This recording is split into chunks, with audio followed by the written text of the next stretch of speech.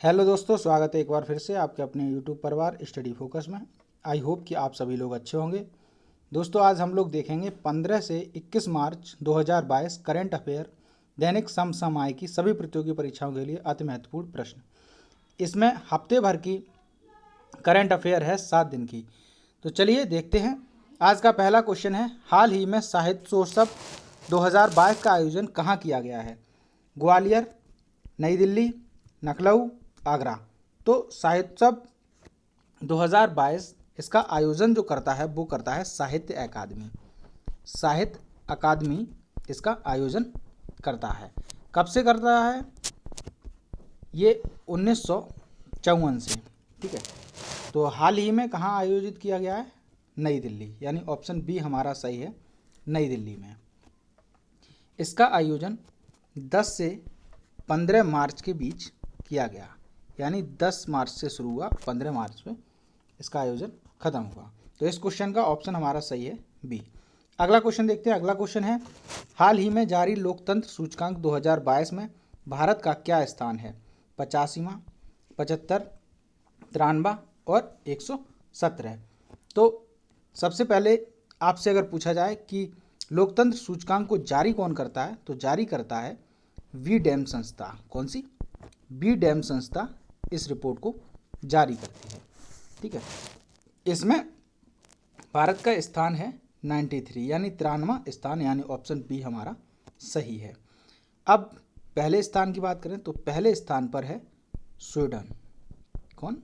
Sweden पहले स्थान पर है। 117वें स्थान पर है पाकिस्तान। अगर भ्रष्टाचार सूचकांक की बात करें तो भ्रष्टाचार सूचकांक में भारत का 85वां स्थान है। तो इस क्वेश्चन का ऑप्शन हमारा सही है सी, यानी 93वां। अगला क्वेश्चन देखते हैं। अगला क्वेश्चन है, हाल ही में प्रधानमंत्री नरेंद्र मोदी ने किस राज्य में स्थित राष्ट्रीय रक्षा विश्वविद्यालय राष्ट्र को समर्पित किया है? A option Delhi, B option Gujarat, C option Karnataka, D option Tamil Nadu. तो अभी हाल ही में गुजरात में स्थित राष्ट्रीय रक्षा विश्वविद्यालय को नरेंद्र मोदी ने राष्ट्र को समर्पित किया है। तो इसका ऑप्शन हमारा क्या है? बी सही है, यानी गुजरात में। इस विश्वविद्यालय को राष्ट्र को समर्पित करने का उद्देश्य क्या है? उद्देश्य है निजी क्षेत्र के साथ मिलकर पुलिस सुरक्षा बेहतर करना, यानी निजी क्षेत्र में के जो लोग हैं इनके साथ मिलकर पुलिस सुरक्षा को बेहतर करना इसका उद्देश्य है। ठीक है, तो इस क्वेश्चन का ऑप्शन हमारा सही है वी, यानी गुजरात में। अगला क्वेश्चन देखते हैं। अगला क्वेश्चन है, हाल ही में योग महोत्सव 2022 का उद्घाटन कहाँ किया गया? A option Delhi, B option Lucknow, C option Agra, D option Gwalior. तो योग महोत्सव का जो उद्घाटन किया गया है वो हाल ही में दिल्ली में किया गया, यानी ऑप्शन ए हमारा सही है। कहाँ? दिल्ली में। अगर आपसे पूछा जाए योग दिवस, तो योग दिवस 21 जून को। ठीक है, इस बार 8वां योग दिवस मनाया जाएगा। कौन से नंबर का? 8वां अंतर्राष्ट्रीय योग दिवस मनाया जाएगा। और योग महोत्सव का अगर आपसे पूछे कि उद्घाटन किसने किया है, उद्घाटन किया है आयुष मंत्री। और आयुष मंत्री कौन है? सर्बानंद सोनोवाल। आयुष मंत्री कौन है? सर्बानंद सोनोवाल आयुष मंत्री हैं। अब इस महोत्सव का उद्घाटन करने का उद्देश्य क्या है? उद्देश्य है कि योग दिवस से 100 दिन पहले, यानी योग दिवस से 100 दिन पहले योग का प्रचार करना। कितने दिन पहले? 100 दिन पहले योग का प्रचार करना इसका उद्देश्य है। ठीक है, तो इस क्वेश्चन का ऑप्शन हमारा सही है ए, यानी कहाँ पर? योग महोत्सव 2022 का उद्घाटन कहाँ किया गया? दिल्ली में। आगे बढ़ते हैं, अगला क्वेश्चन देखते हैं। अगला क्वेश्चन है, हाल ही में 75वें बाफ्टा पुरस्कार 2022 में किस फिल्म को सर्वश्रेष्ठ फिल्म पुरस्कार प्रदान किया गया है? La La Land, The Shape of Water, Nomadland, The Power of the Dog. ठीक है, अगर आपसे पूछा जाए बाफ्टा 2022 कौन से नंबर का है, तो ये 75वें नंबर का पुरस्कार है। कब से शुरू किया गया? 1947 से इसकी शुरुआत की गई है। और इस बार फिल्म का सर्वश्रेष्ठ पुरस्कार किसे दिया गया है? The Power of the dog, यानी ऑप्शन बी हमारा सही है। किसे दिया गया? The Power of the dog को। ठीक है, अगर आपसे पूछा जाए कि सर्वश्रेष्ठ डायरेक्टर किसे दिया गया, तो सर्वश्रेष्ठ डायरेक्टर है जेम्स कैम्पियन। कौन? जेम्स कैम्पियन सर्वश्रेष्ठ डायरेक्टर है। अगर एक्टर की बात करें तो सर्वश्रेष्ठ एक्टर अगर आपसे पूछा जाए तो एक्टर है बिल स्मिथ। कौन? Actor bill Smith. ठीक है। अब देखो, अगर आपसे पूछा जाए कि 75वां बाफ्टा पुरस्कार 2022 फिल्म को सर्वश्रेष्ठ पुरस्कार किसे दिया गया है, कौन सी फिल्म को? तो the Power of the dog. अगर डायरेक्टर पूछा जाए सर्वश्रेष्ठ तो जेम्स कैम्पियन, और अगर एक्टर पूछा जाए तो विल स्मिथ। ठीक है, तो इस क्वेश्चन का ऑप्शन हमारा डी सही है। आगे बढ़ते हैं, अगला क्वेश्चन देखते हैं। अगला क्वेश्चन है, हाल ही में चाइल्ड बजट पेश करने वाला देश का पहला राज्य कौन सा बना है? उत्तर प्रदेश, मध्य प्रदेश, नई दिल्ली और राजस्थान। तो चाइल्ड बजट को पेश करने वाला जो देश बना है वो बना है मध्य प्रदेश, यानी ऑप्शन बी हमारा सही है, मध्य प्रदेश। अब उद्देश्य क्या है इसका? इसका उद्देश्य है कि जो बच्चों के स्वास्थ्य, ठीक है, बच्चों के स्वास्थ्य और पोषण, स्वास्थ्य, पोषण और शिक्षा में सुधार करना, यानी शिक्षा को बढ़ावा देना या फिर सुधार करना इसका उद्देश्य है। और अभी हाल ही में मध्य प्रदेश सरकार ने चाइल्ड बजट पेश करने वाला पहला राज्य बना है, तो ऑप्शन बी हमारा सही है। आगे बढ़ते हैं, अगला क्वेश्चन देखते हैं। अगला क्वेश्चन है, हाल ही में उत्तर भारत का पहला अंतरिक्ष केंद्र सतीश धवन अंतरिक्ष विज्ञान केंद्र का उद्घाटन कहाँ किया गया है? सिंधु केंद्रीय विश्वविद्यालय, जम्मू केंद्रीय विश्वविद्यालय, जवाहरलाल विश्वविद्यालय, इनमें से कोई नहीं। तो अभी हाल ही में सतीश धवन अंतरिक्ष विज्ञान केंद्र एक विश्वविद्यालय में उद्घाटित किया गया है, वो है जम्मू कश्मीर का, यानी जम्मू केंद्रीय विश्वविद्यालय में इसका उद्घाटन किया गया है, तो ऑप्शन बी हमारा सही है। किसके द्वारा किया गया? ये किया गया इसरो के द्वारा। किसके द्वारा? इसरो के द्वारा। और इसका उद्देश्य क्या है? उद्देश्य है कि जो उत्तर भारत की, यानी उत्तर भारत की जो नदी हैं और ग्लेशियर हैं, नदी और ग्लेशियर पर रिसर्च करना इसका उद्देश्य है, यानी उत्तर भारत की जितनी भी नदियां हैं, जितने भी ग्लेशियर हैं, उनका रिसर्च करना ही इसका उद्देश्य है। तो अभी हाल ही में कहाँ पर उद्घाटन किया गया? जम्मू केंद्रीय विश्वविद्यालय, यानी ऑप्शन बी हमारा सही है। आगे बढ़ते हैं, अगला क्वेश्चन देखते हैं। अगला क्वेश्चन है, हाल ही में म्यूजियम ऑफ द फ्यूचर कहाँ खोला गया है? ठीक है, म्यूजियम ऑफ द फ्यूचर हम एक तरह से कह सकते हैं कि दुनिया का सबसे खूबसूरत इमारत, ठीक है, जो कितनी मंजिल है? 7 मंजिल है।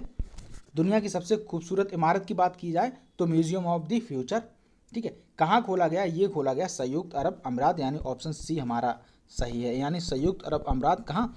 दुबई में, संयुक्त अरब अमीरात के दुबई में इसको खोला गया है। और ये 7 मंजिला इमारत है और दुनिया की सबसे खूबसूरत इमारत भी यही है। अब इसमें होगा क्या कि 2071 तक के विश्व का सफ़र इसमें होगा। कहने का मतलब ये है कि 2071 मतलब आने वाले 2071 तक का भविष्य इसमें है, इसमें बताया जाएगा, या फिर इसमें कि कैसा 2071 में दुनिया कैसी होगी इसके बारे में बताया गया है। तो इस क्वेश्चन का ऑप्शन सी हमारा सही है। आगे बढ़ते हैं, अगला क्वेश्चन देखते हैं। अगला क्वेश्चन है, प्रतिवर्ष राष्ट्रीय टीकाकरण दिवस कब मनाया जाता है? 16 मार्च, 14 मार्च, 20 मार्च, 21 मार्च। तो ऑप्शन हमारा सही है ए, यानी 16 मार्च को। ठीक है, और इसका उद्देश्य क्या है मनाने का? तो राष्ट्रीय टीकाकरण दिवस आपसे पूछा जाए तो 16 मार्च को, और इसका उद्देश्य है टीकाकरण को महत्व देना। क्या? टीकाकरण को महत्व देना इसका उद्देश्य है। ठीक है, इस बार की थीम क्या है? अगर आपसे पूछा जाए कि थीम की बात की जाए तो थीम है इस बार टीका सभी के लिए उपयोगी। हम इस बार की थीम आपको लिखे दे रहे, आप लोग नोट कर लें। टीका सभी के लिए लाभदायक या फिर सभी के लिए उपयोगी, इस बार की ये थीम है। ठीक है, क्या थीम है? टीका सभी के लिए उपयोगी। ठीक है, तो कब मनाया जाता है? 16 मार्च, यानी ऑप्शन ए हमारा सही है। अगर 14 मार्च की बात करें तो 14 मार्च को मनाया जाता है अंतर्राष्ट्रीय गणित दिवस। 20 मार्च की बात करें तो 20 मार्च को मनाया जाता है अंतर्राष्ट्रीय गौरैया दिवस। ठीक है, तो इस क्वेश्चन का ऑप्शन हमारा सही है ए। आगे बढ़ते हैं, अगला क्वेश्चन देखते हैं। अगला क्वेश्चन है, हाल ही में भारत का पहला विश्व शांति केंद्र कहाँ स्थापित किया गया है? जोधपुर, चेन्नई, मुंबई और गुरुग्राम। तो हाल ही में भारत का पहला विश्व शांति केंद्र जो स्थापित किया गया वो किया गया गुरुग्राम में, यानी ऑप्शन डी हमारा सही है, गुरुग्राम में। ठीक है, इसका उद्घाटन किसने किया? उसका उद्घाटन किया गया जैन आचार्य डॉक्टर लोकेश जी ने। किसने? जैन आचार्य जो है, जैन आचार्य डॉक्टर लोकेश जी ने इसका उद्घाटन किया गया है, या फिर हम कह सकते हैं कि इनके द्वारा उद्घाटन किया गया है। तो अभी हाल ही में भारत का पहला विश्व शांति केंद्र कहाँ स्थापित किया गया? गुरुग्राम में, यानी ऑप्शन डी हमारा सही है। आगे बढ़ते हैं, अगला क्वेश्चन देखते हैं। अगला क्वेश्चन है, हाल ही में फरवरी 2022 के लिए पुरुष श्रेणी में ICC player of the month किसे चुना गया है? रोहित शर्मा, श्रेयस अय्यर, एमियरा केरा, इनमें से कोई नहीं। तो अभी हाल ही में फरवरी 2022 का पुरुष श्रेणी में, कौन सा पुरुष श्रेणी में ICC player of the month चुना गया है? श्रेयस अय्यर को, यानी ऑप्शन बी हमारा सही है। किसे? श्रेयस अय्यर को। अगर महिला श्रेणी की बात करें, क्या महिला श्रेणी की बात करें, तो महिला श्रेणी में चुना गया है किसे? एमियर केर को, ठीक है, यानी एमियर केर को महिला श्रेणी में चुना गया है। और ये कहाँ की है? ये न्यूजीलैंड की निवासी हैं। और अगर आपसे पूछा जाए कि पुरुष श्रेणी में ICC player of the month किसे चुना गया, तो श्रेयस अय्यर को, और महिला श्रेणी में एमिया केर को, ठीक है। तो इस क्वेश्चन का ऑप्शन हमारा सही है बी। आगे बढ़ते हैं, अगला क्वेश्चन देखते हैं। अगला क्वेश्चन है, हाल ही में सिप्री द्वारा जारी रिपोर्ट के अनुसार वर्ष 2017-21 के दौरान भारत के सबसे बड़े हथियार आपूर्ति देश कौन सा है? रूस, फ्रांस, अमेरिका, इजराइल। आपको पता है कि हथियार ज़्यादातर इन्हीं कंट्रियों से भारत खरीदता है, तो सबसे ज़्यादा आपूर्ति करता अमेरिका, यानी ऑप्शन सी हमारा सही है। कौन? अमेरिका। 39% आपूर्ति कौन करता? अमेरिका। और रूस जो करता है भारत को, तो वो करता है 19% की आपूर्ति। कौन करता है? रूस की। तो इस क्वेश्चन का ऑप्शन हमारा सही है सी। आगे बढ़ते हैं, अगला क्वेश्चन देखते हैं। अगला क्वेश्चन है, हाल ही में शुरू हुआ युविका, कौन सा? युविका 2022 कार्यक्रम किससे संबंधित है? इसरो, DRDO, ISMR, इनमें से कोई नहीं। तो अभी हाल ही में युविका 2022 शुरू किया गया है 16 से 28 मई, ठीक है। और ये कब से शुरू किया गया? 2019 से, ठीक है। अगर युविका की फुल फॉर्म की बात करें, तो युविका की फुल फॉर्म है युवा वैज्ञानिक कार्यक्रम। और इसका उद्देश्य क्या है? इसका उद्देश्य है कि युवा अंतरिक्ष प्रशिक्षण, यानी युवाओं को अंतरिक्ष प्रशिक्षण देना, यानी अंतरिक्ष की शिक्षा देना। और ये किसके द्वारा शुरू किया गया? ये किया गया इसरो के द्वारा। अंतरिक्ष की बात आई तो इसरो की हो गई, तो ऑप्शन ए हमारा सही है। किसके द्वारा शुरू किया गया? इसरो के द्वारा। तो ऑप्शन हमारा सही है ए। आगे बढ़ते हैं, अगला क्वेश्चन देखते हैं। अगला क्वेश्चन, हाल ही में देश की पहली मेडिकल सिटी इंद्रायणी मेडिसिटी कहाँ स्थापित की गई है? भोपाल, दिल्ली, पुणे, लखनऊ। तो हाल ही में मेडिकल सिटी इंद्रायणी मेडिसिटी जो स्थापित की गई है, वो की गई है पुणे में। और तो ऑप्शन सी हमारा सही है। कहाँ पर? पुणे में। अब इसका उद्देश्य क्या है? इसका उद्देश्य है कि एक ही जगह पर, एक ही स्थान पर हॉस्पिटल, फिजियोथेरेपी, मेडिकल्स, रिसर्च, सब कुछ एक ही जगह पर करना इसका उद्देश्य है। तो देश की पहली मेडिकल सिटी इंद्रायणी मेडिसिटी कहाँ खोली गई है? पुणे में। तो ऑप्शन इसका सी हमारा सही है। आगे बढ़ते हैं, अगला क्वेश्चन देखते हैं। अगला क्वेश्चन है, हाल ही में कौन सी कंपनी देश की अग्रणी कोयला उत्पाद कंपनी बनी है? Tata company, Mahanadi coalfield, Reliance company, इनमें से कोई नहीं। यानी अभी जो कोयला की सबसे ज़्यादा आपूर्ति करने वाली जो कंपनी बनी है, वो है महानदी कोलफील्ड, यानी ऑप्शन बी हमारा सही है। इसे अभी हाल ही में अग्रणी कोयला उत्पाद कंपनी बनाया गया देश का, ठीक है। तो ऑप्शन बी हमारा सही है, महानदी कोलफील्ड, ठीक है। इसने 2021 और 22 में, क्या 2021-22 में 15.7 करोड़ टन कोयला उत्पादन किया। कितना? 7 करोड़ टन कोयला का उत्पादन किया। इसलिए ही इसे अग्रणी कोयला उत्पाद कंपनी घोषित किया गया। कौन सी? महानदी कोल फील्ड को। तो इस क्वेश्चन का ऑप्शन हमारा सही है बी। आगे बढ़ते हैं, अगला क्वेश्चन देखते हैं। अगला क्वेश्चन है, हाल ही में भारत का पहला digital water data bank aquarium का उद्घाटन कहाँ किया गया है? ठीक है, कर्नाटक, तमिलनाडु, आंध्र प्रदेश, केरल में। तो इसका हाल ही में जो उद्घाटन किया गया वो किया गया बेंगलुरु में। कहाँ पर? बेंगलुरु। और बेंगलुरु कहाँ पर है? कर्नाटक। तो इसका ऑप्शन हमारा सही है ए, यहाँ पर कर्नाटक में, ठीक है। भारत का पहला digital water data bank aquarium का जो उद्घाटन किया गया वो बेंगलुरु कर्नाटक में किया गया है। आगे बढ़ते हैं, अगला क्वेश्चन देखते हैं। अगला क्वेश्चन है, हाल ही में 44वें विश्व शतरंज ओलंपियाड 2022 की मेजबानी कौन सा देश करेगा? ठीक है, तो पहले विश्व शतरंज ओलंपियाड 2022 की जो मेजबानी कर रहा था वो कर रहा था रूस। लेकिन अभी हाल ही में रूस और यूक्रेन का संघर्ष चल रहा है, इसलिए रूस से स्थगित करके और इसे कहां पर कर दिया गया? भारत में। तो ऑप्शन ए हमारा सही है, भारत। और भारत में कहां पर? चेन्नई में। कहां पर आयोजित किया जाएगा? चेन्नई में। तो आपसे अगर पूछा जाए तो ये ध्यान रखना है, विश्व शतरंज ओलंपियाड 2022 कौन से नंबर का? 44वां है। और इसकी मेज़बानी कहाँ की जा रही थी? रूस में। लेकिन यूक्रेन और रूस के संघर्ष के चलते हुए इसको स्थापित किया गया भारत के चेन्नई में। तो ऑप्शन ए हमारा सही है। आगे बढ़ते हैं, अगला क्वेश्चन देखते हैं। अगला क्वेश्चन है, हाल ही में ग्रेवियल वोरिक किस देश के सबसे कम उम्र के राष्ट्रपति बने हैं? चिली, हंगरी, पोलैंड, इनमें से कोई नहीं। तो अभी हाल ही में जो सबसे कम उम्र के राष्ट्रपति ग्रेवियल वोरिक जो बने हैं वो बने हैं चिली के। तो ऑप्शन ए हमारा सही है, चिली के। और अभी हाल ही में हंगरी के भी राष्ट्रपति नियुक्त किए गए हैं, जिनका नाम है कैटलीन नोवाक। आप लोग नोट कर लें, कैटलीन नोवाक। ये इम्पोर्टेंट इसलिए है क्योंकि कैटलीन नोवाक हंगरी की पहली महिला राष्ट्रपति हैं। ठीक है, कौन? पहली महिला राष्ट्रपति हैं, इसलिए ये इंपॉर्टेंट है, आप लोग नोट कर लें। हंगरी की पहली महिला राष्ट्रपति कौन है? कैटलीन नोवाक, जो अभी हाल ही में नियुक्त की गई हैं। और ग्रेवियल वोरिक जो है वो चिली के सबसे कम उम्र के राष्ट्रपति हैं। कितने वर्ष के हैं ये? 36 ईयर के, यानी 36 साल के सबसे युवा राष्ट्रपति हैं। तो इस क्वेश्चन का ऑप्शन हमारा सही है, ए यानी चिली।